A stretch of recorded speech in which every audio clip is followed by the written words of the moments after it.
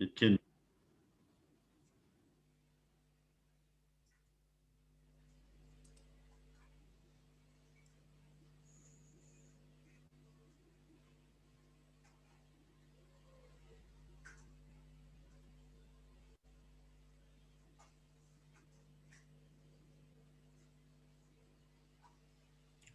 Okay, we are going to start. Thank you for joining. This is the Israeli-Palestinian Confederation simulation. We are simulating how a common government for the people of Israel and Palestine together could make peace for the people of Israel and Palestine. My name is Joseph Avasar. My email is josephavassar@gmail.com. And you can send me an email after the simulation with your thoughts and your impressions so that you understand the concept that we are contemplating or proposing is the creation of a common government separate from the Israeli and separate from the Palestinian government. A government that will work together to make peace based on secular democratic principles with three branches of government. We are not contemplating the dismantling of the Israeli or the Palestinian government. We're contemplating working with them, but independently of them. If you go to our website, which is in three languages, Arabic, Hebrew, and English, you can read our Constitution. So if you go to Constitution, you will see that the Constitution, we actually have it in three languages, but it discusses how this government will be created, that it will have three branches: a legislative branch, the branch that makes the laws, the executive branch that execute the laws, and a judicial branch for judges. All of these branches will be separate from each other within the common government, completely separate branches, but they will be equal to Israelis and Palestinians, not based on religion, but based on equality. The three branches of government will be created through the election, and the Constitution discusses how the election will be conducted, what would be the responsibility of each branch of the government, and what kind of laws they can pass, and the relationship between the common government and the existing Israeli or Palestinian government. If you wish, you can go to the frequently asked questions, and which explains in more simple details how this common government will work. We are having a competition, essay competition. You can go to our homepage and sign up.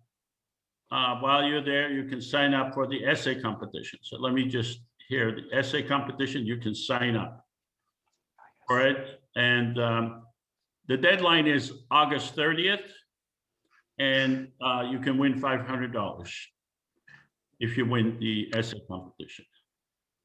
The essay competition is called the Ruth Chapin Essay Competition. The title of the competition is "I participated in an Israeli-Palestinian Confederation simulation."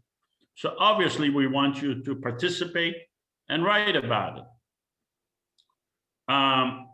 Ruth Chapin was a very strong supporter of the IPC, and she helped create these simulations. She just passed this year in April. She was a lawyer, an English teacher, and helped us tremendously. A person 90 years old with a huge vision, and I'm very appreciative of her help. She helped us with Dan Chapin, who is here today, and helping us with the simulation. So I want to thank both of them. Today we have Peter Tatchell. Each time we try to invite people to opine on the Confederation idea, on the common government idea, and we bring people with different points of views. Peter Tatchell campaigned for human rights, democracy, global justice, and LGBT freedom for over 50 years. He's a longtime supporter of justice for the Palestinian people, whether that by means of two-state solution or confederation or self-governing Jewish and Arab communities within a single unitary democratic secular state with constitutional guarantees of security, human rights, equality, and non-discrimination for all citizens.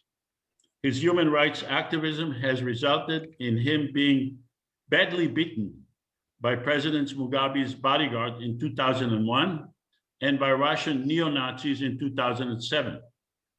Peter works in solidarity with human rights activists in many countries, including Uganda, Iran, Russia, Pakistan, and West Papua. He is the subject of a new documentary on Netflix, Hating Peter Tatchell, and is the director of the Peter Tatchell Foundation, which you can find at petertatchell11foundation.org. So welcome, Peter. Peter, I'm very pleased to join you and want to thank you for this opportunity to explore with you the ideas of a confederation. Thank you. Certainly, I think that the conflict is in stalemate. There seems no possible solution right now. Both sides are very locked in their positions. The mentality of an eye for an eye and a tooth for tooth is getting no one anywhere.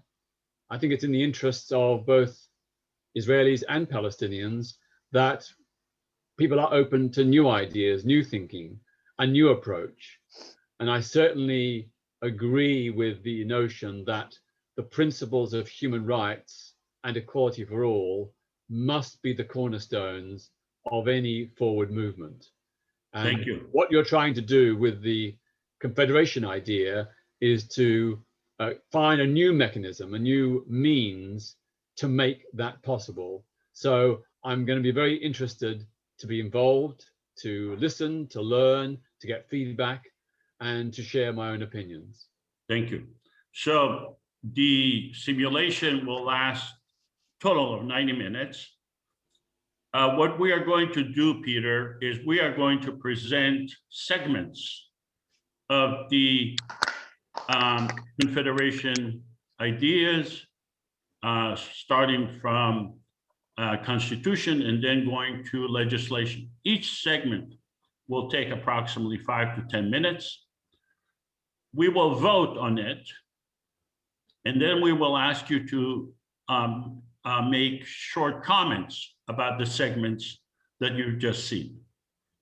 And then we will have a 30-minute of question and answer where we can ask you questions and answers. And then we will have closing remarks and follow-up instructions for the next simulations. Is that acceptable to you, Peter?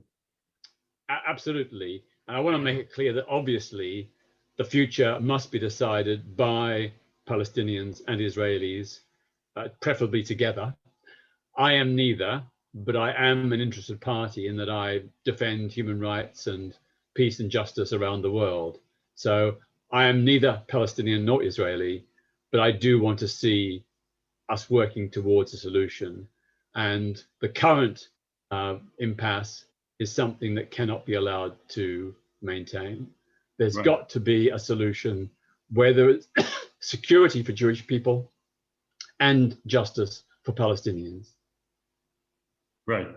Okay, so let me present you with a video that explains 2.5 minutes that explain how the Confederation will work, and then we'll go on.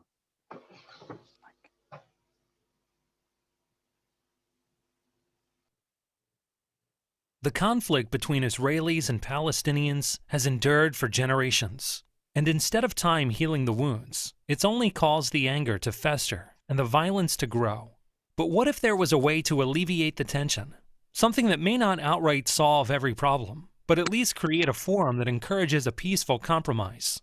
Welcome to the Israeli-Palestinian Confederation, a common third government between the Israeli and Palestinian citizens, specifically designed to foster peace, tolerance, and economic prosperity between the two nations.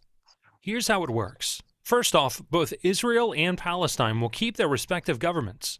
Israel's Knesset and the Palestinian National Authority will remain unchanged. The Israeli-Palestinian Confederation, IPC, will be a third entity acting as a unifying agent between the two. The IPC will comprise 300 parliament members elected from 300 districts in Israel, the West Bank, and Gaza. Above them will preside a president and vice president, one Israeli and one Palestinian. In order for the IPC to pass a law, it will require a 55% majority from its Israeli representatives, as well as a 55% majority from its Palestinian representatives, thereby preventing either side from monopolizing the legislature. Of course, the IPC won't undermine the political power of either the Israeli or the Palestinian government. At any time, Israel or Palestine may veto a law passed by the IPC. If neither side vetoes, the law is passed, and the two nations are another step closer to resolution. Please help us make this a reality. The Israeli-Palestinian Confederation. We might speak different languages, but we all mean the same thing. So what we are here to do is to actually simulate what you just saw in that video. Our hope is to demonstrate to you that the Israeli-Palestinian conflict could drastically change if, for the better, if we have a common government. That a common government could make peace between the Israelis and the Palestinians, but also with its entire neighbors, all of the neighbors. We are not having here today a historical review of the conflict, of who is to blame, or who is the good guy or who's the bad guy. We're here to talk about peace. This is not an anti-Israel or anti-Palestinian event. And the speaker in this case, Peter Tatchell, is not a representative of the IPC. We invited him to express his views regarding what a common government could do. It sounded like he very supportive, but I don't know, we didn't get into the details. We're here to try to get into the details. We, the Confederation organization, we are pro-peace. We are here to be pro-peace, and we have our own narrative. We do not follow the Israeli narrative or the Palestinian narrative. We believe that a common government could have its and should have its own narrative. We do not preclude other formulas for peace. That is, any other formula, one state, two states, federal condominiums, whatever other formulas, we do not oppose any other formula. We also do not oppose the Israeli and the Palestinian governments reaching their own formulas. I just wanted to tell you that in the past, we had some disruptions. We may have it today. We will try to block those disruptors. However, if things go out of hand and we need to get off the air, please come back in 5 minutes using the same link. And this way we could prevent those that are disrupting from showing up again. We try to be inclusive and accept everyone, but every once in a while, some disruptors come along and start yelling and screaming. So we can block them, but if we're not able for some reason, I think we will, then come back, we'll get off the air and come back using the same link. The simulation expectation. We are going to be proposing legislation. it's for demonstration purposes only. It's not written in a legislative language. It's just written in a way that everyone can explain.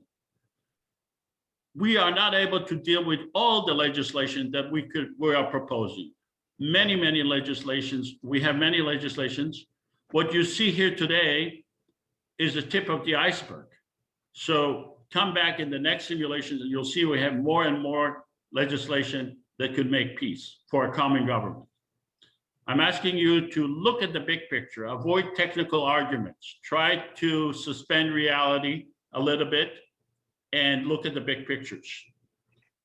Also, I'm asking you to refrain from comments during the simulation, but you can comment at the end of the simulation, or you can use the chat. The chat feature is terrific.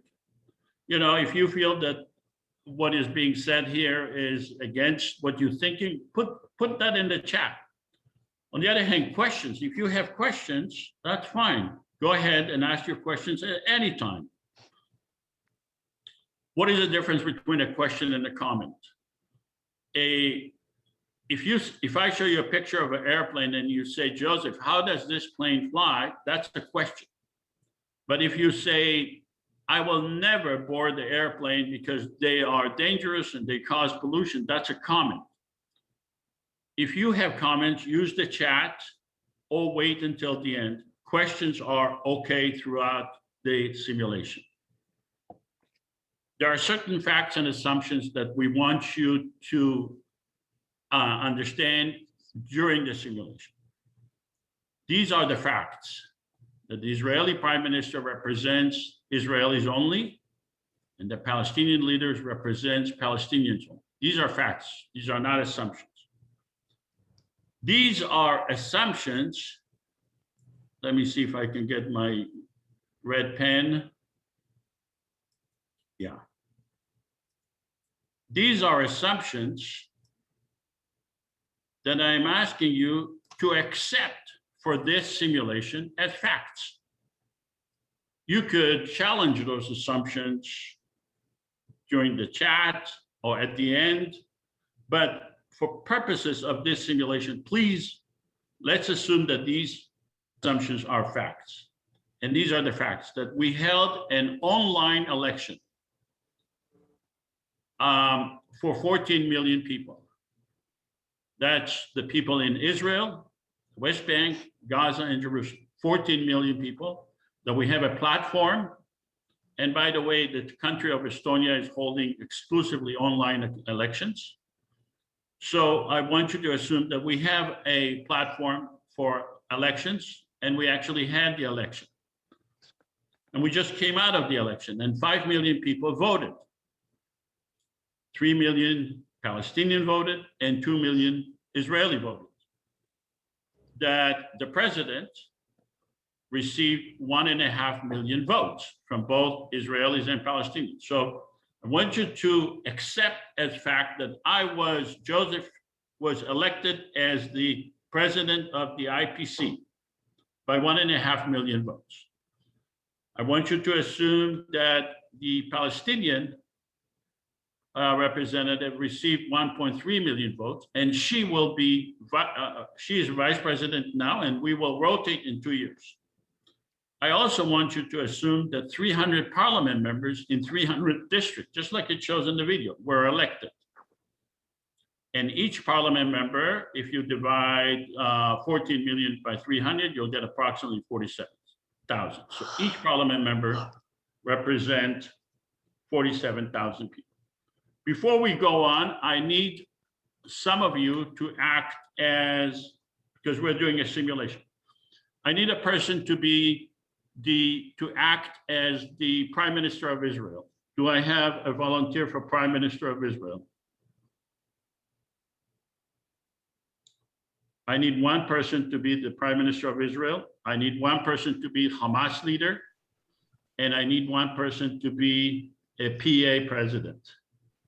Do I have volunteers? Come on, guys, you need to help me. I'll be Prime Minister of Israel. Okay, this is Charles Fredericks. I need Hamas leader. I'll be a Hamas leader. Okay. Nicholas. And I need a Palestinian Authority leader. I'll do it. Libby. Okay, Libby, terrific. Okay. So the rest of you will be either Israeli or Palestinian parliament member. Remember, we had the election, we elected parliament members. This is the exercise we are doing. So I'm asking the rest of you to act as Palestinian or Israeli parliament members. This is how you do it. You choose your nationality, whatever nationality you want. And then if you are Palestinian, put a PA in front of your name. That's the initial PA. If you're Israeli, put an IS. So if you're not able to do that, the way to do it is just right-click under your right next to your name, and it will give you an option to rename. But if you prefer we do it, just tell us who you are, and we'll change the name for you. So Abed is PA, I see. Avi Appelstein, are you Israeli or Palestinian? Beatrice. Brian Patton, are you Israeli or Palestinian? I'll go for Israeli today. Okay. I'm going to be leaving at 9:30, so I'm not going to have much time. Okay. Chamaida Siakila, are you Israeli or Palestinian? Hello, I am Palestine. Okay, so we'll change that. Fauzi Mantura, Israeli or Palestinian? Highbrow. So you all need to, if you can just speak out loud and tell us who you are. Alicia Park.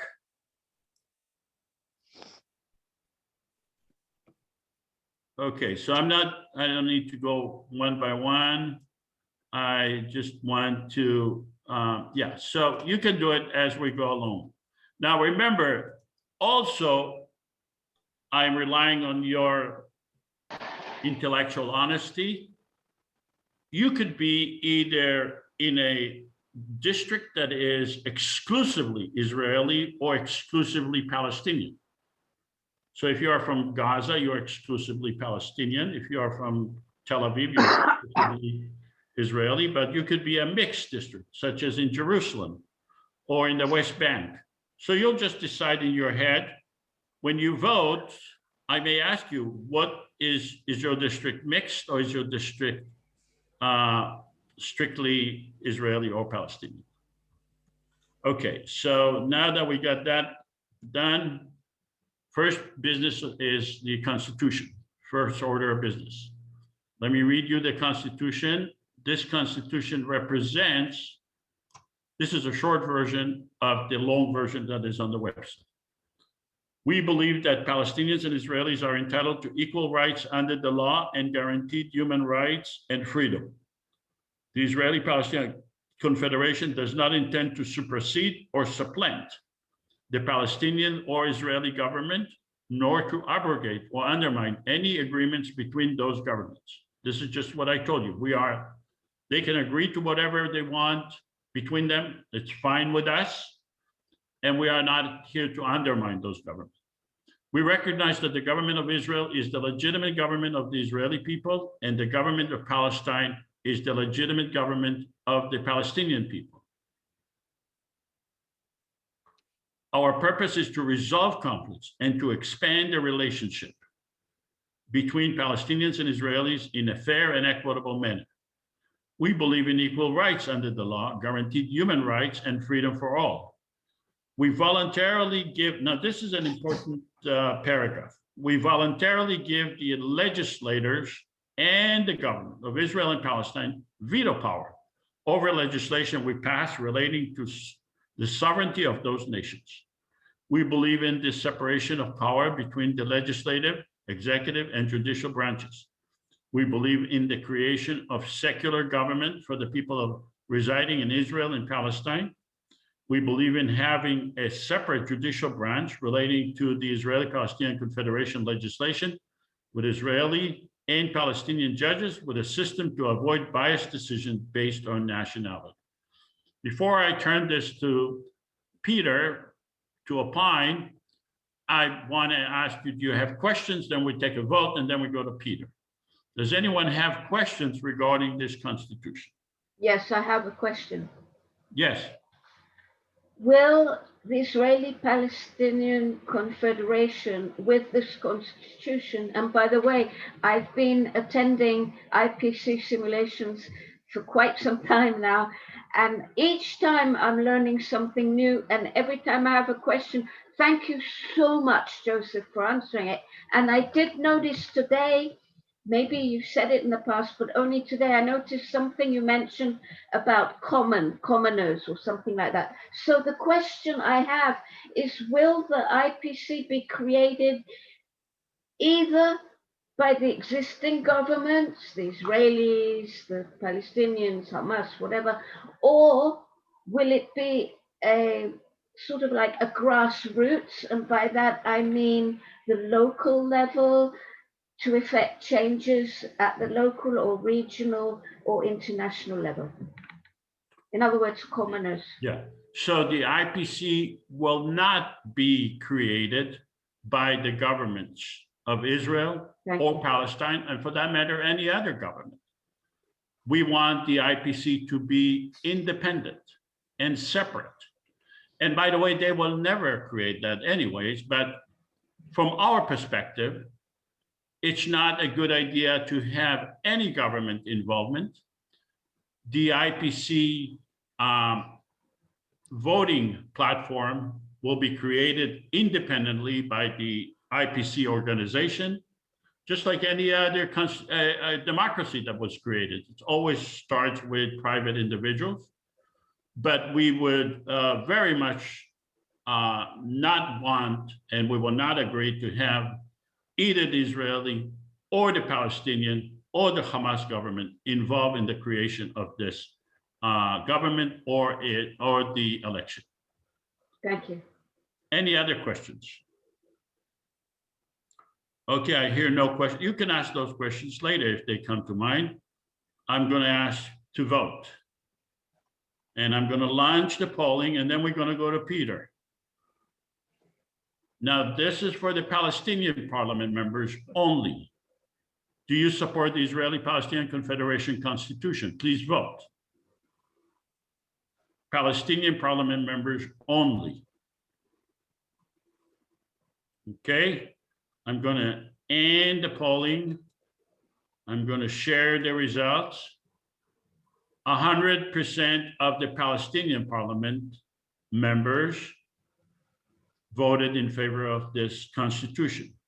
I'm going to relaunch the vote, and I'm going to ask the Israeli parliament members, do you support the Israeli-Palestinian Confederation Constitution? Now we have a lot less Israeli parliament members. I'm going to end the polling. And I'm going to share the results. 100% of the Israeli parliament members voted in favor of this legislation. Now you notice the Israeli or the Palestinian governments do not have a veto over this constitution. This constitution does not infringe on their sovereignty, and therefore they do not have a veto power, and therefore we are not asking for them, we do not give them the option to veto this constitution.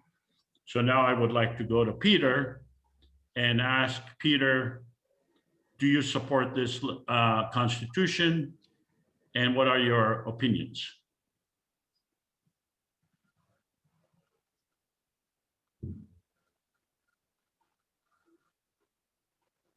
I think the Constitution in principle is very good. It sets out a framework where neither side is advantaged, nor is any side disadvantaged. It established the principle of equality between all sides in the conflict. So that is a great, great strength. It creates common ground where, despite differences in on-the-ground realities, despite divergent histories, despite differing political programs and ideologies, this is the place, or this is the means by which Israelis and Palestinians can come together as equals. And that is a really important, significant, I think, step forward, because it gets away from, what happened in the past, although we can't entirely remove that. It stops reframing the issue in terms of what happened 40, 60, 100 years ago. So that's a really positive step forward. My one concern, of course, is that this is a simulation. And of course, we, the participants, are not actually representative of either the Israelis or the Palestinians. We are representatives of ourselves, and we are putting ourselves in their shoes, but we cannot obviously speak and represent them.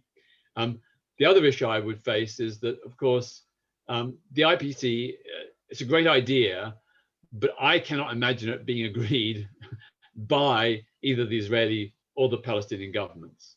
I think they should consider it, and I think it is a way out of the impasse, or a potential way out of the impasse.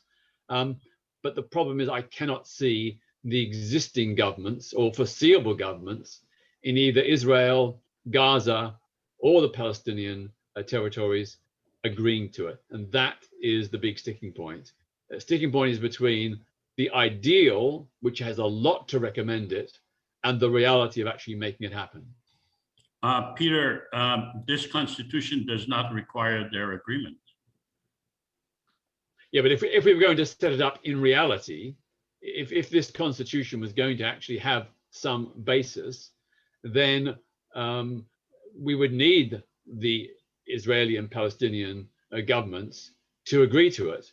Otherwise, they will just violate it, they'll ignore it, they won't have any part in what it is trying to do. So that's the problematic area in practical terms. But there's nothing wrong with striving for something in the future, for an ideal, for a goal that perhaps seems long far off. Nothing wrong in that at all. Some of the most important social movements in history have begun very, very minority positions. Indian independence against the British colonial empire. That was very much a minority point of view back in the 19th century, but it came to be the majority view in the 20th century, indeed led to Britain vacating India and that country granting its independence. So what I understand from you, the obstacle will be the existing governments, correct? Yes, Okay. to get them to agree to this framework and to participate in accordance with this constitution, I can see being deeply problematic. There is so much suspicion on both sides. People are very much in their own bunkers and corners. There isn't at the moment, there are some people in both Israel and Palestine who are open to new ideas, who are open to taking a risk, to taking a bold initiative, but not many. And I think that really is the problem we're going to face here in terms of making this a reality. Just a quick question. What do you think would be the response of the British government, the American government, the French, and the German? I could see if this idea was promoted through a body like the United Nations, it could have some much more significant impact, impetus, and indeed support. So if the United Nations could be the sponsor of this, a universal global body, if it could be the sponsor, I would see that it would have more currency. And we know that certainly on the Palestinian side, they have often relied upon and referred to United Nations initiatives and rulings to support their cause. Okay. Israel, of course, has been All right. much less happy with some of those UN resolutions. Okay. But I think, having a body like the UN Okay. So grabbing since, hold of this and taking it forward, that could be a way to move it into the realm of practical politics.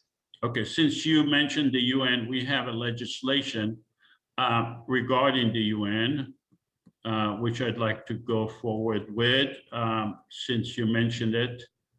And let's deal with that one. So we elected 300 parliament members. We had 5 million people voted. We have 300 parliament members. I was elected the president. We have a vice president. And now this legislation is seeking UN recognition. We'll have to vote on that. The IPC Parliament to petition the United Nations to recognize its legitimacy as the government of the people who reside in Israel, the West Bank, Gaza, Jerusalem, based on the following principle stated in the IPC Constitution. So here we basically repeat all the principles in the IPC Constitution. Let me take a poll by our parliament members to vote. I'm asking the parliament members, first start with the Palestinian parliament members. Do you agree with the legislation or with the declaration that we are seeking UN recognition? Palestinian parliament members, please vote.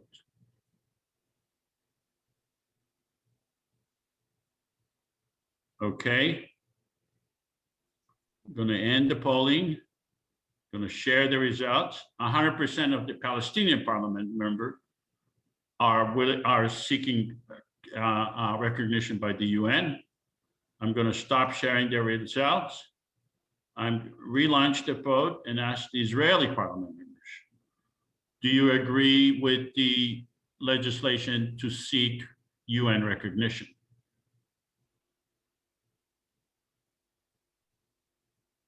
Okay, I need more Israelis to vote. I think there's one more, but I'm going to end this. And okay. And I'm going to share the results. 75% of the Israeli parliament members are seeking UN recognition.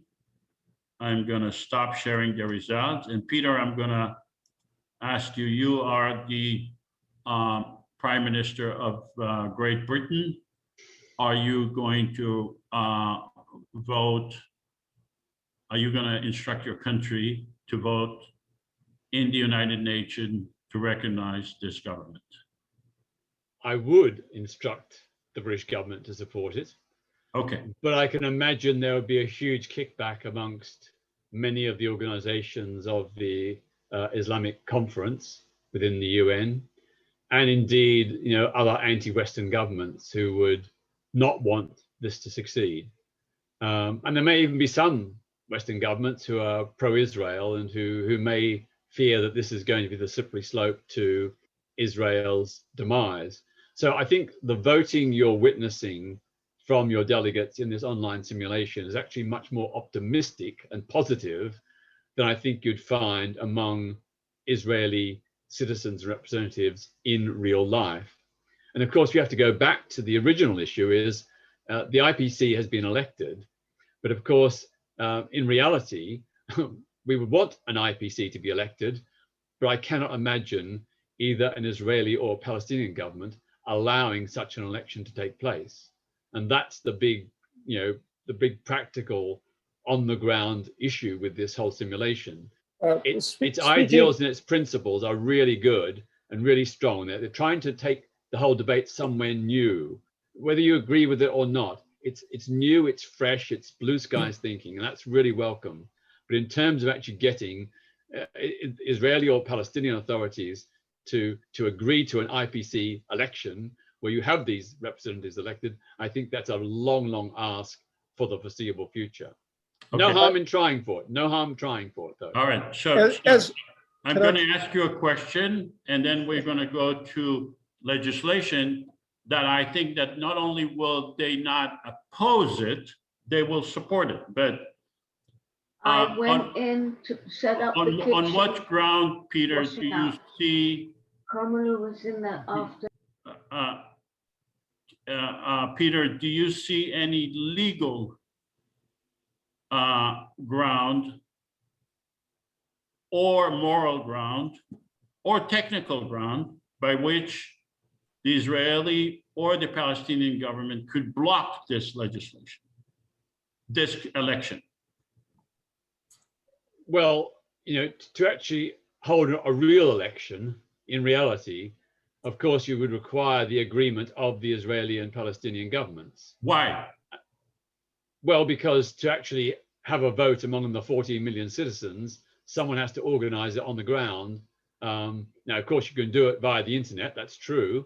But, there still would have to be some kind of collaboration and cooperation by the Israeli and Palestinian authorities, if only to ensure that the vote online Why are was you not. saying, we are saying we can be independent of them, separate of them? And you are saying there need to be collaboration. So why is it that we need to collaborate with the existing government? Why can't we do it on our own?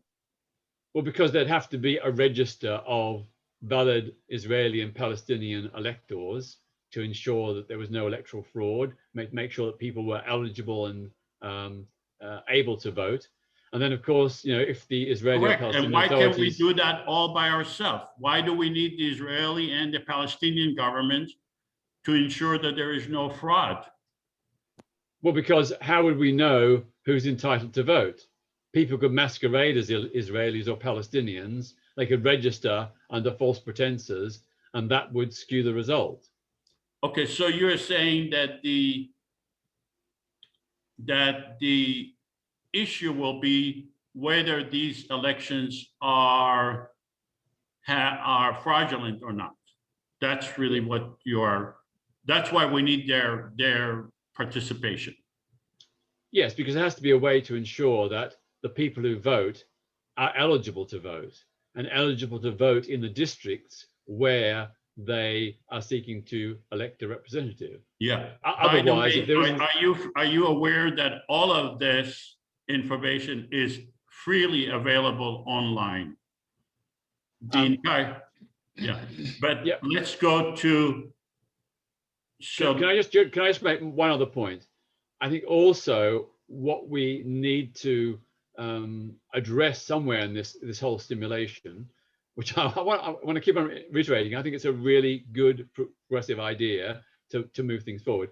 But we have to deal with issues that are bound to be raised, particularly by the Palestinians, about the right of return, about the West Bank settlements, about the blockade of Gaza.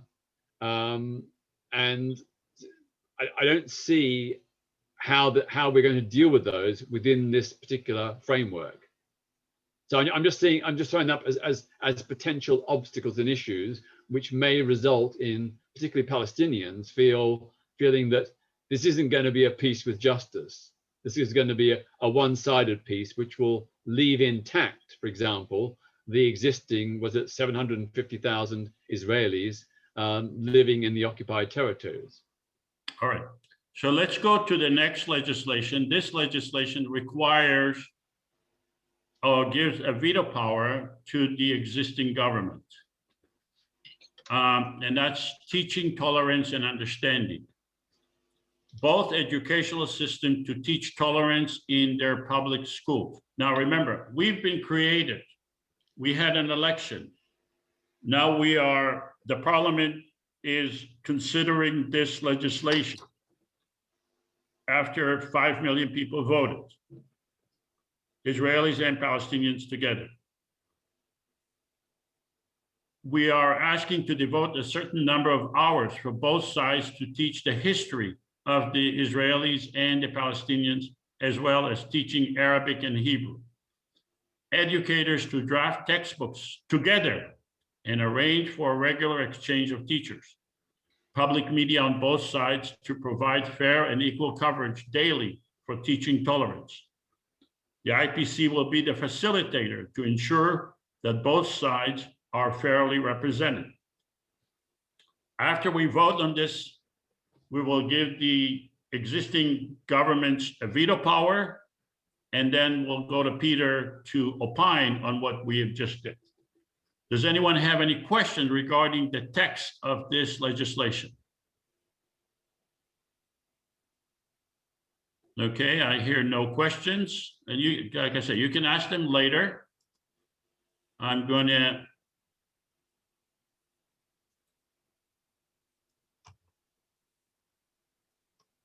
okay, I'm gonna have a vote on this issue of tolerance and understanding. I'm asking the Palestinian parliament members, do you support teaching tolerance and understanding? Palestinian parliament members only.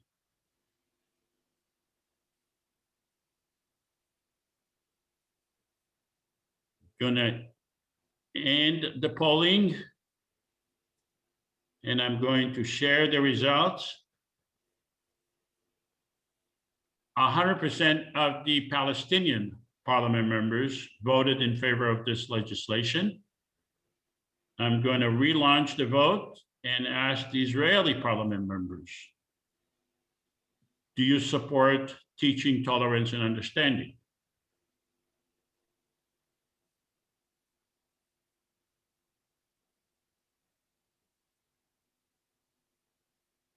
One more Israeli, I think we have, but I'm not going to wait for him because we need to move along. I'm going to end the polling, going to share the results.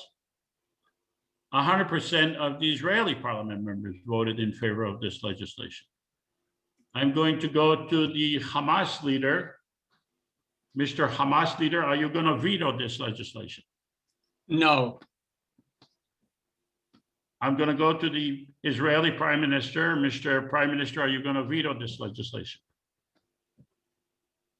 No, but I would be in favor of having a representative from the Israeli government involved in the committee that will be overseeing this. Okay, so I'm going to go. Given that, I would agree to it. I'm going to go to the Palestinian Authority President. Mrs. President, are you going to veto this legislation? No, I'm not. Okay, so now this legislation is the law, and it was not vetoed by either government. I'm going to go to Peter and ask you if this legislation is actually passed, and if we have given a veto power, do you anticipate that the Israeli or the Hamas leaders would veto this legislation, or would they embrace it? I suspect, sadly, in reality, the Palestinian and Hamas leaders would probably veto it. And the issue really is that the two sides, or the three sides, have very different narratives. They have very different views of history, very different views about their place in the conflict and what the other side is doing. And we can see this so often. You know, already we know that in some Palestinian textbooks, there are pretty gross anti-Semitic texts, which they would not want to give up. And you look at some of the Hamas's charter, and it's very hard to see how they would be willing to embrace tolerance.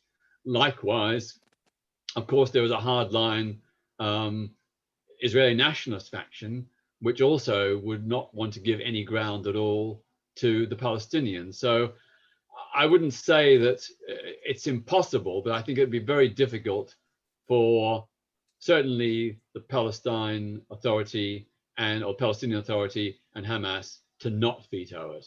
And this would be the flaw or the failing. But again, no harm in trying, no harm in putting this out as a framework for future. Can I ask Peter a question? Sure. What do you think would, let me ask you this. In some situations, an effort that is made shifts the narrative substantially, where beforehand that did not seem to be politically possible. Say, for instance, in the United States with Stacey Abrams in Georgia. Okay, she ran for governor. The Republican person running against her. Charles, ask questions, please. Okay, so do you think that these efforts over time would shift the narrative such that the leaders would find it a path of lesser resistance in terms of their being shamed for their previous position to adopt some of these proposals? Well, it's very clear from research that has been done that a sizable minority in both Israel and the Palestinian territories in Gaza do want collaboration and do want to end the conflict. You know, they do accept the idea that this is a shared land, a shared people, and there needs to be a shared solution where everyone can live together in peace and harmony. That's very, very clear. The problem is the leaderships in Israel, the Palestinian Authority and Hamas do not share that kind of openness, that willingness to, recognize, the other. And that, I think, is going to be the big problem. But again, keep trying, keep pushing it. The battle against apartheid took decades, and people said it could never win. I was involved in the campaign against the Indonesian annexation of tiny East Timor, and again, I was told, this is a hopeless case. But of course, as you know now, not only is South Africa a one-person, one-vote democracy, but East Timor is now a free and independent nation. So what may seem as hopeless can, over time and often decades, come to fruition. So keep holding on to that hope. Peter, since you mentioned the leadership on both sides, I am choosing to show you possible legislation that we can pass that would have direct economic effect on the people of Israel and Palestine, and that would deal with a lot of the issues that are the cause of the war, specifically with Gaza. And we are the Confederation government with 300 parliament members voted by 5 million people, more than the government of Israel, more than the government of Palestine. The 300 of us are now proposing a joint economic zone between Israel and Gaza that would be exclusively managed by the Israeli-Palestinian Confederation, that will have a common economy, that will have common education, industry, agriculture, sewer treatment. And there is a huge sewer treatment issue in Gaza. Desalination plants for water, solar farms, wind power, and green energy. That we will build together an international airport and a seaport that would be equally accessible to the Israelis and the Palestinian people, and would be managed together by the Israeli-Palestinian Confederation government, common government. So let me take a vote, and then we will ask the leaders of the countries whether they veto this legislation, and then we'll go to Peter. Could I just ask a question? Yes. It says it's a joint economic zone between Israel and Gaza. Right. but not the Palestinian Authority? No, this is exclusively for Israel and Gaza. We have another one between in Kalandia, but this is specifically on Israel and Gaza. But why would you exclude the West Bank? We are not excluding the West Bank. Okay. This is the geographic area of Israel. We are specifically creating a joint economic zone because of the specific issues. We're not excluding anybody. Everyone is included. Okay. So I let's just would have thought that it would have more currency if it was Israel, Gaza, and the Palestinian Authority territories. If it was all yeah, in but one. there is no desalination plant. There is no seaport, an international airport possible in that between in Kalandia. We do have another legislation that deal with Kalandia. Like I told you, this is the tip of the iceberg. Okay. So we have a legislation here covering Kalandia checkpoint, but they have different issues. So we are dealing one issue at a time. So this is the issue right now about Gaza, joint economic zone, because Gaza and Israel have their own distinct issues. Let's take a vote. I'm asking the Palestinian parliament members. A lot of you are from Gaza, and Gaza has 50% unemployment. Do you support a joint economic zone?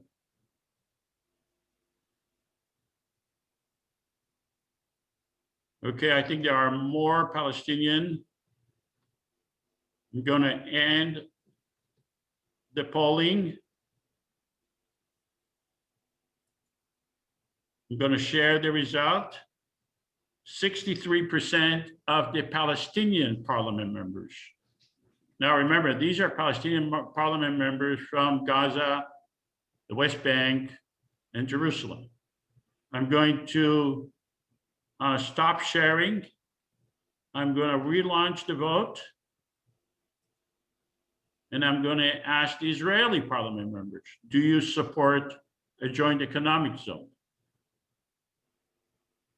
I'm going to end the polling.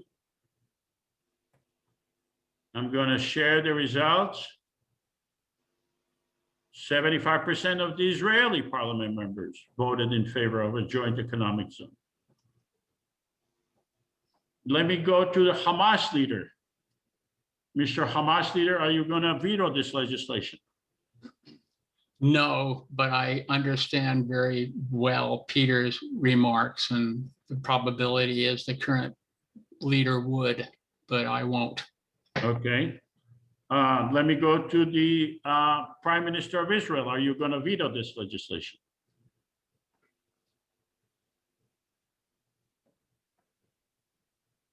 Mr. Prime Minister of Israel, are you going to veto this legislation? Sorry, I was muted. Well, I would support an exploratory committee to consider approval.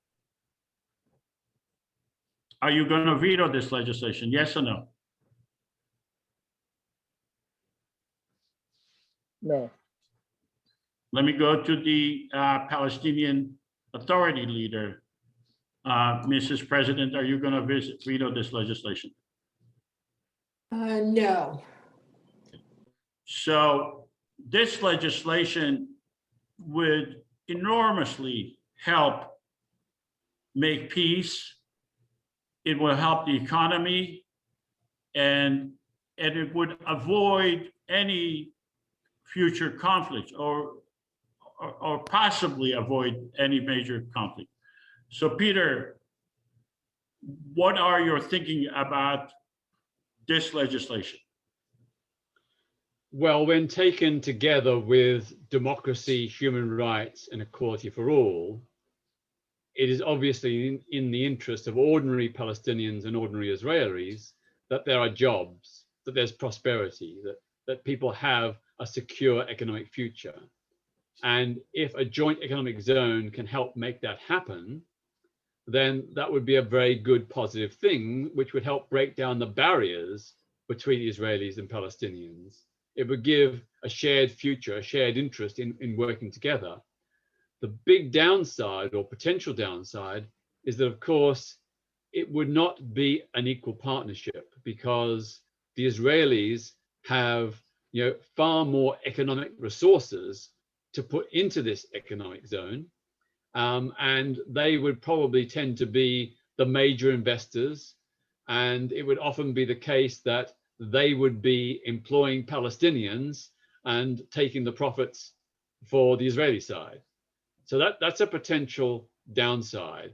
And I think we do need to recognize that without, a sort of more or less equal levels of investment and infrastructure, it isn't going to work the way perhaps the ideal is intended. If I can just throw in something, this is a bit left field right now, but it bears to mind. I've often said that for me, to break the impasse, the strongest party in this conflict needs to make some grand gesture of goodwill. And years ago, when it seemed more possible than it is now, I argued that Israel should unilaterally withdraw from the West Bank, abandon all those settlements, and give back full control to the Palestinian Authority. Simultaneously, within limits, and perhaps within some security constraints, but basically lift the blockade on Gaza, and then back that up with a massive Israeli investment in Palestinian hospitals, schools, roads, and housing. Now, can you imagine the impact that would have in terms of the psychology, the emotional responses across the board? Palestinian people, the grassroots, Peter, the grassroots let me stop you because we have 300 parliament members who have already been elected. Yeah. We have a separate government. We already voted for a joint economic zone. We are a separate government. We are not considering and we are not directing the Israeli government. They are free to do whatever they want. And they are free to have an agreement with the Palestinian. But we are 300 parliament members voted by 5 million people. So could you opine on this legislation as it is presented to you and it is voted on by the 300 parliament members? Well, what I was trying to suggest and get towards was that I support the principle, absolutely. A common economic zone, common prosperity, jobs, income for all, great. But Israel and Gaza do not come to this economic zone as equal partners. Israel has overwhelming economic might. But there is no mention of an equal partnership. We are a separate government. Mm-hmm. We are not here to mediate partnership. We are a separate, independent government. I don't think that you understand the principle. We are a separate government. Yeah, I understand that. But if there was a joint economic zone, this would give everybody in Israel and Gaza access to this joint economic zone. And of course, those with the most resources, with the greatest investment power, will be the ones who would benefit the most. And there's a real danger that Palestinians would simply be the employees of large Israeli firms within this joint economic zone. And that would not be equality. That would not be economic equality. But you are just speculating. This is completely managed by the 300 parliament members, what is the basis upon which you think that Israel or Israelis will take greater control over it? Well, because within a joint economic zone, people will be able to invest, people will be able to create jobs and businesses. And obviously, there are many more rich Israelis and some mega rich Israelis who will have far more economic investment resources to put into the joint economic zone.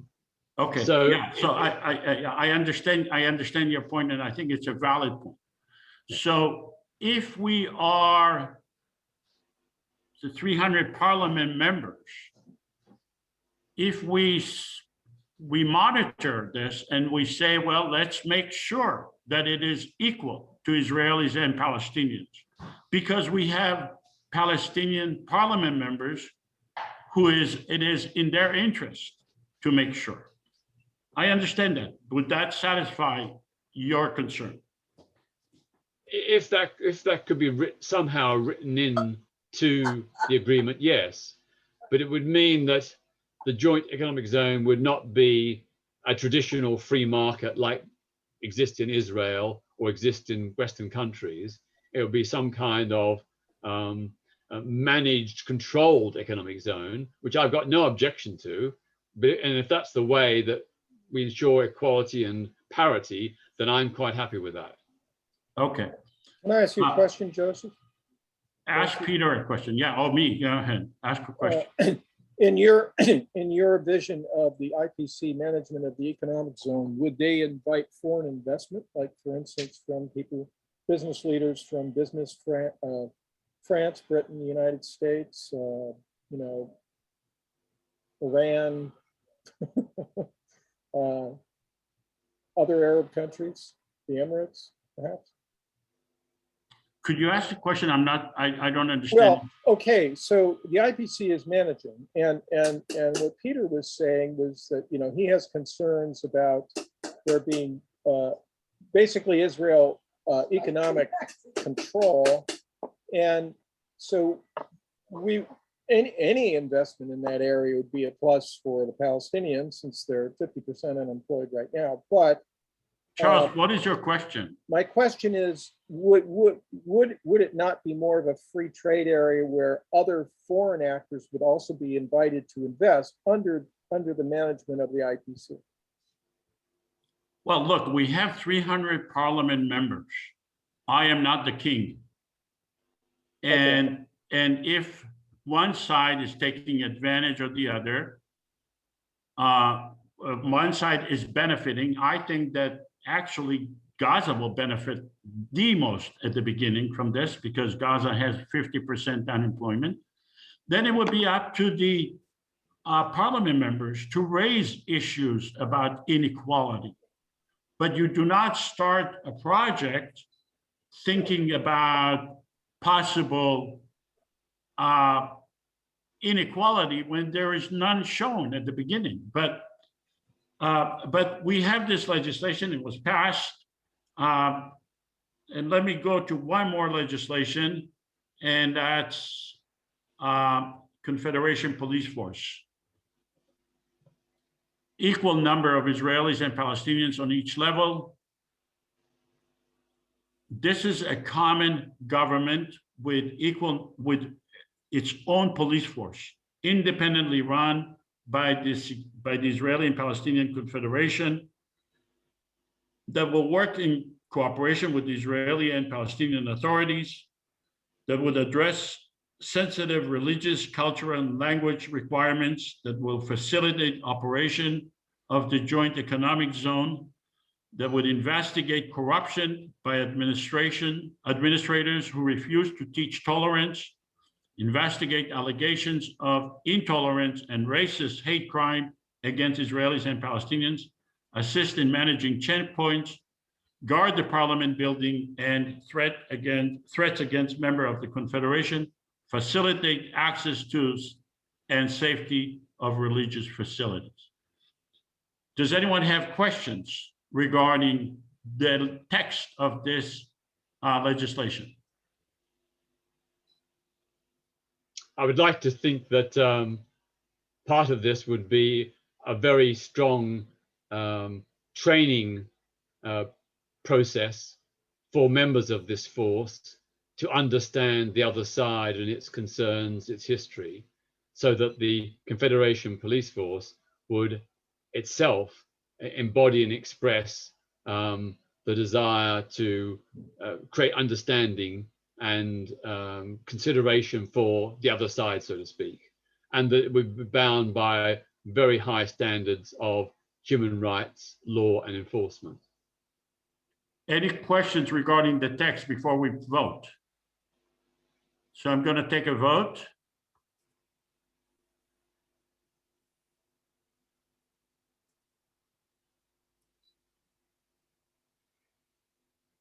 On police force.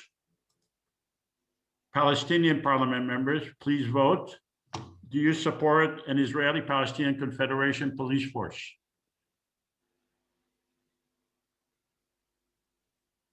I'm going to end the voting.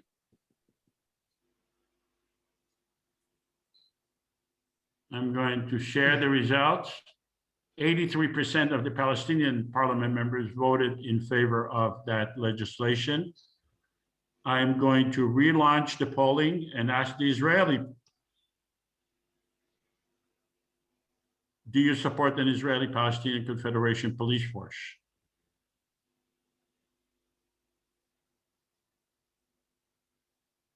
I'm going to end the polling. I'm going to share the results. 67% of the Israeli voted in favor. Now, Peter, let me ask you a question, because you said that you in principle support the idea, but you doubt that, I think you mentioned that either Hamas or the PA will not accept those ideas. I think you seem to agree that the Israelis will agree, but not the Hamas or the PA. And my question to you is, why is it that you think that they would think differently than you? Well, I think, in fact, it's highly likely that neither the Israelis nor the Palestinians would accept the idea of a Confederation police force. But again, no harm in trying. And I think the resistance or rejection is very much rooted in past experience. You know, so many Israelis see Palestinians as a threat, and vice versa, so many Palestinians see Israelis as a threat. And it's going to take a long time to overcome that and to build the common ground, to build the consensus, to build the shared values, to build up enough people on both sides to be willing to take this kind of gamble. And for many Israelis and Palestinians, to have a Confederation police force would be, you know, a big gamble, because they would have jurisdiction over the different different aspects of life that you've detailed there. So yeah, that is my concern. I just think it's going to be a very hard sell, at least initially. At least initially. Let's go to the Prime Minister of Israel. Do you veto this legislation? Well, if this legislation is directed towards policing basically the IPC facilities and whatnot, I don't have a problem with it. Thank you. What about the Hamas leader, Mr. Hamas leader? Are you going to veto this legislation?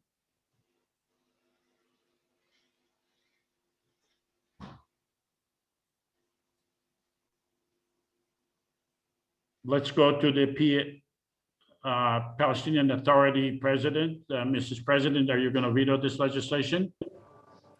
No, I'm not. And I think the Hamas leader was muted. Yeah, okay, so let's go to the Hamas leader again. Mr. Hamas leader, are you going to veto this legislation? He just remuted.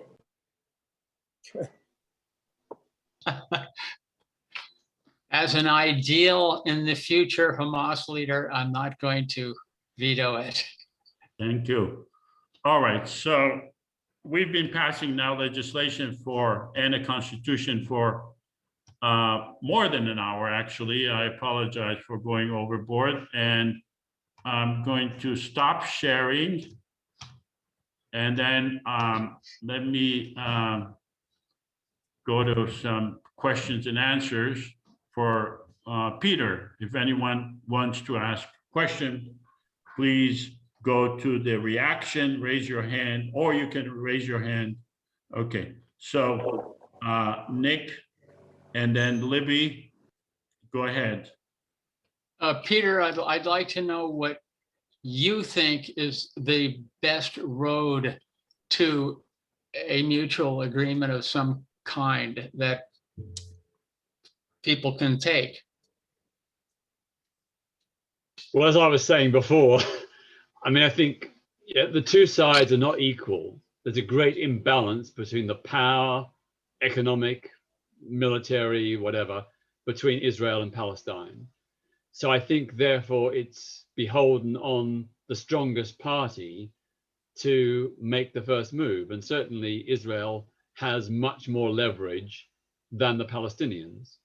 And that's why I would like to see, if I was the Israeli prime minister, I would take a very big gamble. And that gamble would be to say, we are going to negotiate a settlement without preconditions. We're going to pull out completely from the West Bank. We're going to end the blockade of Gaza. We're going to invest in Palestinian schools, hospitals, houses, and infrastructure. Now, that to me, if an Israeli prime minister made that kind of announcement, it would be a complete game changer. It would be totally not what was expected, and it would really put the Palestinians on the back foot. But if I can interrupt you, isn't that just as unlikely as you are saying the Israeli-Palestinian Confederation's ideas are unlikely? So if I could change my question a little bit, as a practical matter, what can be done now, do you think? As far as working towards the future, I guess the answer would be, you know, a more liberal Israeli electorate being developed. Okay, I understand that. Yeah. And also on the Palestinian side, we've seen the mass protests recently in the Palestinian territories over the killing of a civil rights activist, human rights activist in Palestine. And those protests have really called out the Palestinian authorities over their corruption, over the autocratic way in which Palestine is ruled, you know, the nepotism, the financial corruption. So the best hope for both sides is the people rising up and saying, we're not going to accept the old guard and the way they did things. Now, whether that will ever be enough in the foreseeable future to produce a change, I don't know. You know, I'm a bit pessimistic, having been, you know, involved in this issue in various ways for 5 decades. But I always live in hope. You know, I am encouraged by the work that some organizations are doing to promote dialogue between Israelis and Palestinians, particularly young Israelis and Palestinians. But of course, there are, on the other side, people countering that, people also indoctrinating young people on both sides in very hardline positions. So it's very, very difficult to see a way forward. I mean, I do think that there is, you know, basically Israel has to be forced to the negotiating table. And if that happened, then I think the Palestinians would follow. But I think, you know, I favor, you know, an end to Western arms sales to Israel. I favor withdrawal of Western aid to Israel until it agrees to take steps. And I think the boycott, disinvestment, and sanctions movement, which is non-violent and peaceful, I support that as an alternative to violence, to the tit-for-tat retaliation. I say to Palestinians, your tit-for-tat violence, it's morally wrong, It's morally wrong to fire rockets into Israel to kill Israeli civilians. Plus, it isn't working. You know, it isn't producing a result. Far better to go the non-violent route, which is boycott, sanctions, disinvestment. And I think that a combination of withdrawal of Western aid and military support and a boycott, disinvestment and sanctions campaign would force the Israeli government, like the South African government under apartheid was eventually forced to the negotiating table, and that would then open things up. But again, none of these ideas are, you know, a slam dunk. None of them are certain. That it is so frustrating to know that there is no easy solution. Otherwise, I'm sure greater minds than mine would have come up with it a long, long time ago. All right, let's go to Libby and then Young and then Claire. Peter, a couple of things you just mentioned about boycott and sanctions and so forth, I think, we have some power. But for me, they're kind of also an against. And I'm a big fan of dialogue and listening. And one of the things that we voted on was teaching tolerance in the schools, sharing the histories and having those histories shared by the Israelis, the Palestinians. And then there's the current history of what each student is learning, is living today. And I'm wondering what you feel about really building on that experience. And a couple people seem doubtful about it, but I think if the story sharing was done in committee and all the stories were shared equally, given equal power and time and importance, what is your view of sharing stories, meeting the other face to face, seeing the other's humanity, meeting at the heart? What role does that play? What power does that have in changing the nature of where we move forward historically, in your opinion? Well, you're absolutely right. Sharing stories, hearing the voice of the other, stepping into the shoes of the other, walking in their footsteps, understanding what they've been through is very, very crucial. And it is going on. There are organizations like One Voice, which bring Jewish and Palestinian people together, but they are very, very tiny. And of course, it's very limited what they can do. It requires them to have willing partners who are prepared to step forward and be part of these joint Israeli-Palestinian discussion circles. And I encourage that, but I don't think that's going to be the way to reach most Israelis and most Palestinians. So that I think is the stumbling block. Okay, let's go to Young and then Claire and then Charles. Hi, good evening. Thank you, Peter. Joseph, can I ask you a question? Yes, go ahead. You were talking sometimes as if this election was already held. 5 million people were voted, 300 members were voted. Is that true? No, this is a simulation. A simulation. We are asking you to accept that as a. I just wanted to be clear, but my question is, why until now? What's stopping from you to do this real election? Oh, that's a good question. That's an excellent question. What stops us from doing the real election is that the public in Israel and Palestine is not aware that there is another option to make peace. So what we are doing here, the simulation, is to raise awareness and to have some public discussion about it, which will help us create the election in the future.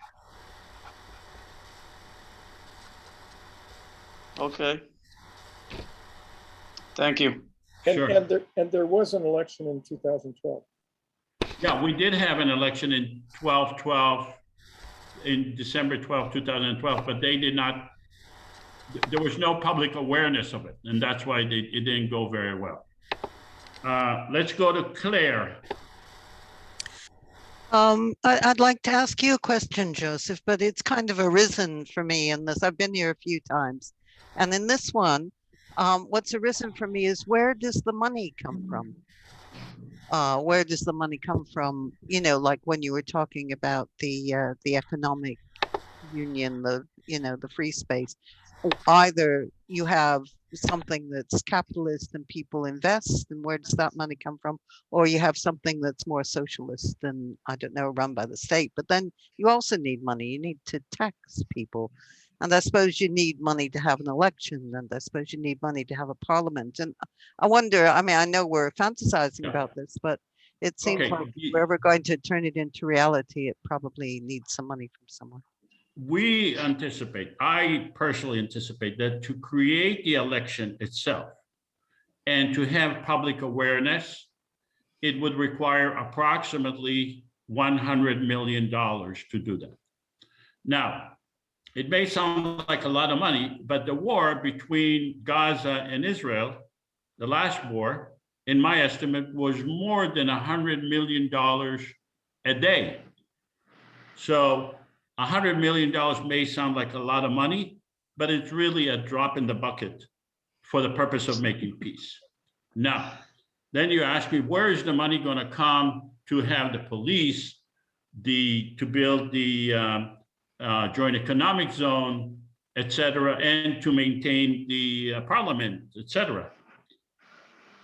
We actually had legislation on that, and I was going to and we believe that if there is an election and the election does bring 5 million voters, there is a substantial, and we did a legislation on that. We had people acting as the president of the United States, as the German chancellor, as World Bank.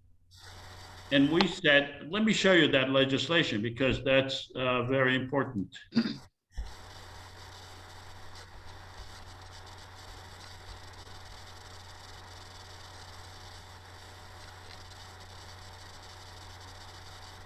Financial foundation for the IPC.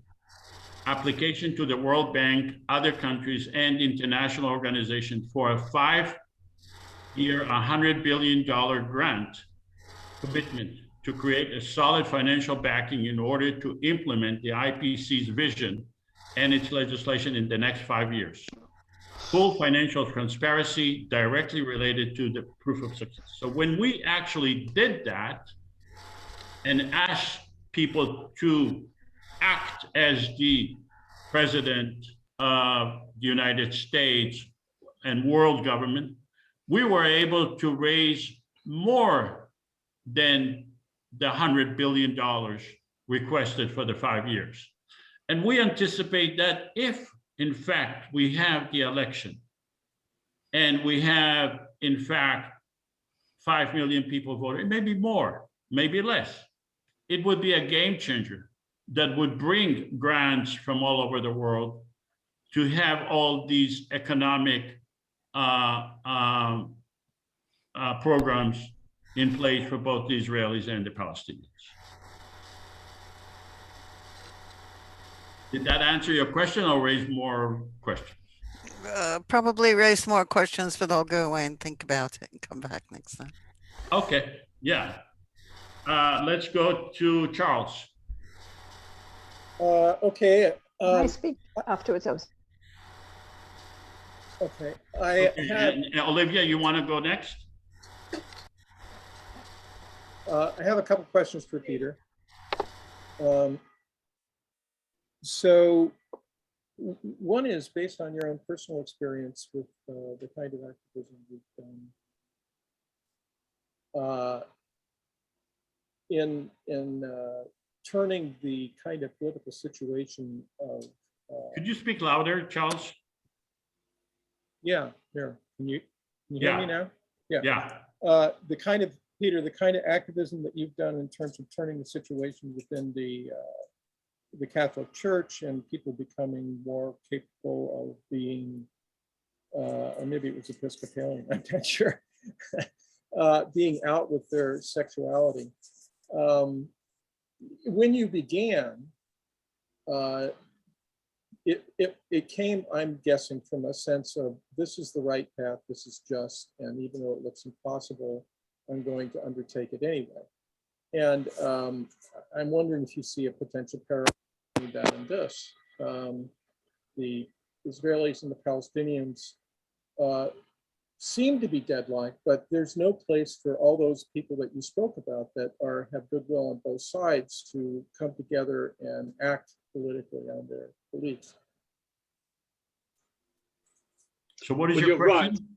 Well, Yeah. my question is, do you personally see a potential parallel between your previous activism and the kind of proposal that's being put forward?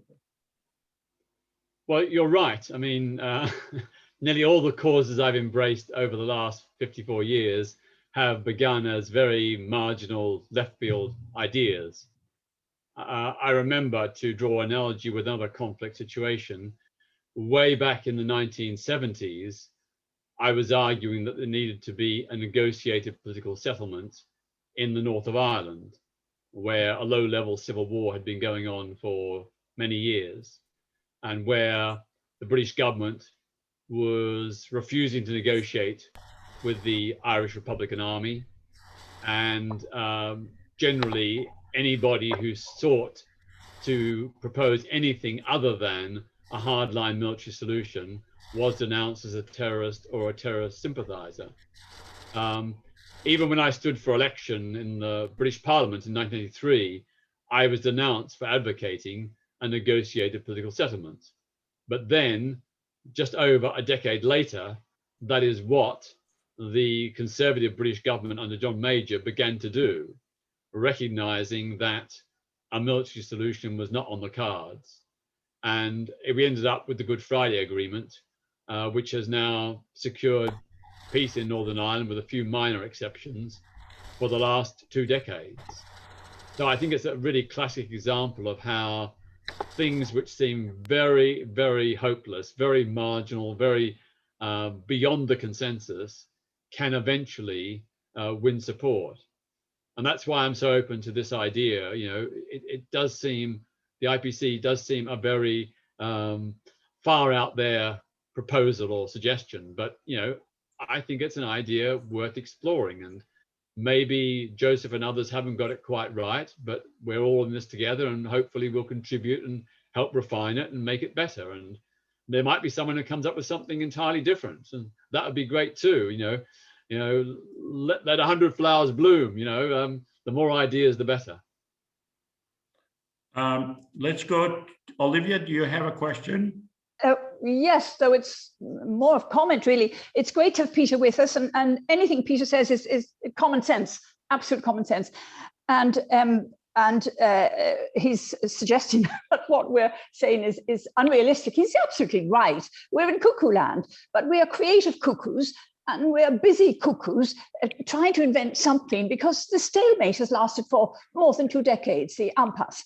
Now, it has to be said, and Peter said it a short time ago, that arms manufacturers produce arms to sell them. The most important lobbies in Western countries, the US and in the West, are the military lobbies, okay? So they know what they're doing. Israel is an excellent customer, okay? Now, they have no intention of giving up Israel as a customer, but they have to be convinced, and the only people that will convince them will be pressure coming from civil society on politicians, to convince their clients, their excellent clients, like Israel, to condition their sales, their arms sales, to stipulate that Israel end this goddamn occupation, that Israel stops torturing and arresting Palestinians and all these hideous things, because it's not going to happen spontaneously. Israelis are not going to wake up and think, let's be human, let's consider these Palestinians are human. They consider them as a subspecies that have no right to the privileges that they enjoy. That, unfortunately, is the reality. And the polls all show that a massive majority think that way. It's very unfortunate, but it's realistic. So we're in cuckoo land, and Peter is absolutely right. But let's work on the alternative. Let's, work on it. And I really think it has to be like the South African situation. It has to be something like BDS, conditioning the arms sales, because otherwise they have to be hurt in some way. Their economy or their military, their army, it has to, face a blow, a threat to change. Otherwise, they're not going to change. That's what I think. And I wonder if Peter agrees. Have to condition the arms sales. Well, sadly, I do. I wish the Israelis and Palestinians could sit down together and agree a solution. But right now there are problems on both sides. But Israel is by far the stronger partner. It is holding the whip hand, and therefore, with such disproportionate wealth resources, economic and military, Israel has the moral obligation to make the first move. And just going back to the analogy with Northern Ireland, there were people on both sides there who were stuck in their positions, who were not willing to budge. Those who were pro the union with Britain, those who were Irish nationalists and wanted a united Ireland, they were two completely opposed loggerhead positions. There was no dialogue between them. They were absolutely intractable in their opposition to each other. But once the British government began to say, we're not going to continue this military campaign, we're going to find a negotiated political settlement, we can't continue this war, then it dawned on both sides that they had to start thinking more realistically. And they had to give up their... Sorry, I beg your pardon, but Peter, do remember when the Provosts brought their bombs to mainland Britain, and Tony Blair, who was inviting investors to Manchester was blown to bits. Canary Wharf was blown up. So the British were going to be hurt, where it hurt most, their economy. And then they had to negotiate, which they had already been doing on the sly. They had to negotiate with the Provost, with the IRA, with Gerry Adams, and then the peace agreement, Good Friday Agreement came back, which was wonderful. It was an end to 3 decades of bloody war. It was wonderful. It's not yet quite right, It's, shall we say, it's not a solution. It's not either a very well managed solution. There are still, the people that would like a unification, but that would come at a cost. That's another. We're not going to go into that because we're talking about Palestine, but there are parallels. I certainly agree with you, Peter, and admire greatly all the work you've been doing. Wonderfully. I have greatest admiration for you. Well, thank you. Can I just add that for those who don't know, as part of the Good Friday Agreement, both sides, like with the IPC, both sides have a veto power. And, they have both sides, mainly the loyalists, have used it. There is a chief minister, mostly so far from the loyalist unionist side, but a deputy from the nationalist Republican side. Very similar to the IPC model. Where there have been conflicts and disputes, sometimes the assembly has had to be suspended by the Westminster government, but eventually they've got back at the negotiating table, and lots of the issues you've raised, like policing, economics, and so on, they've thrashed these out in the end. Minutely discussed, should be, by committees, minutely discussed. Yes, I totally agree. Very similar to what we're working on. Thank you so much for being with us, Peter. Thank you. Thank you. Jan, do you have another question? Yes, it's for Peter, please. I want to ask you for your opinion for what I'm going to say. A lot of people are creating and thinking about all kinds of solutions for the Palestinian-Israeli conflict. But I feel that almost everybody, all the groups that I'm participant with, all the people, they don't really understand the key ingredient that is the major one in order to make a change, a progress, and which it's the violation of the Israeli government of the basic human rights of the Palestinians. I mean, these things have to end immediately. And first of all, I don't see how, when this is continue, any point of about talking about if it's confederation, if it's two-state solution. What do you think about that? I feel a lot of people don't understand that. Well, you're right. I mean, the Israeli government's own Orr Commission 2 decades ago concluded that Arabs living in Israel suffered systemic discrimination and disadvantage in a whole range of everything from income to housing, water supply, access to land, and so on. So there has been an Israeli inquiry which laid very bare the unequal status of Arab Israelis living in the Israeli state. And that's not to mention, the wider issues of the occupation, the West Bank, Gaza, and so on. So, yeah, without facing up to these realities, it is very, very, very difficult to move forward. But, I am still hopeful that there are among younger Israelis, younger Jewish Israelis, that there is a desire to not keep on repeating the past. People do, at least some people, not a majority by a long shot, but a sizable minority, particularly of young people, do want to find some new way forward. And I think educating them about the scale of discrimination against Arab people, Palestinian people inside Israel is part of that process. Yeah. All right, let me make closing remarks. If the question is, I think Claire asked, how do you make this happen? One way to make it happen is to have a grassroots financial support. You can, donation can go to ipconfederation.org. That would be used to educate and recruit candidates. It would take approximately over a year to educate and recruit candidates for the parliament, and will help share the vision on social media. And also, if you can continue to participate in future simulation and contact the media. There is a interesting political struggle going on now within the United Teachers of Los Angeles. That's a governmental organization that is seriously debating how to react to the Israeli-Palestinian conflict. It's going to be momentous because they are voting on this in September of this year, and it will be the first governmental agency in the United States that will decide how to vote on Israel-Palestine. They are being pushed by pro-Israelis and pro-Palestinians, pro-BDS, against BDS. And I am trying to educate them about the Confederation, about a new solution. So if any of you are impressed with the Confederation, these are the people at United Teachers of Los Angeles that should be contacted. Maya Suzuki Daniels, Lloyd Sony, and Michael Guerin.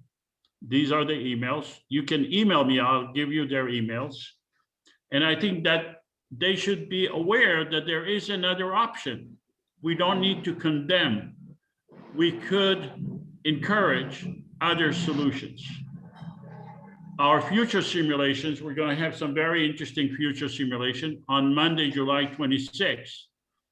We're going to have Dennis Ross. Dennis Ross was an ambassador for President Clinton, I believe Bush, and Obama. He's a high-level ambassador who negotiated with the Israelis and the Palestinians for many, many years. He wrote the book, The Missing Piece, which I read in details. We'll have on Sunday, August 8th, Peter Beinart. On Sunday, August 22nd, we'll have Noam Chomsky. On Monday, September 6th, we're working on a guest for there. And on Sunday, September 19, we'll have Alan Dershowitz. So I hope that you'll join and let your friend know about these new simulations. And I'm looking forward to having more discussions and more conversations on this issue. So does anyone have any other questions, or we can close right now because we are going over the 90 minutes, which I promised. So I want to thank Peter. You did a great job. I hope you were not offended by me asking you some direct and tough questions, but I told you I'm going to do that in my email. So, and thank you so much all for joining, and hope to see you again. Thank you, Peter. Thank you. Bye. Thanks, Peter. Thank you, for all your Joseph. work. Thank you, Thank everyone. you, Joseph. Thank you, Peter. Thank you. Thank you. Thank you.